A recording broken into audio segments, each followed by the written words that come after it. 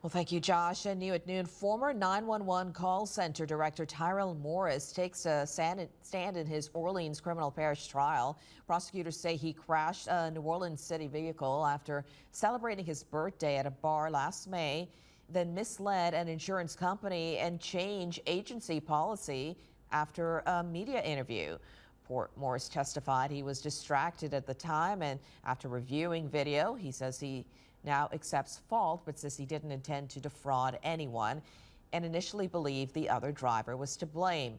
He says the policy change had been discussed long before and was formalized that day, unrelated to the crash. Morris also said a party video shown in court was from a Jazz Fest concert 2 days earlier and not the night of the accident. The defense called 2 witnesses. The state has rested its case after calling multiple officials.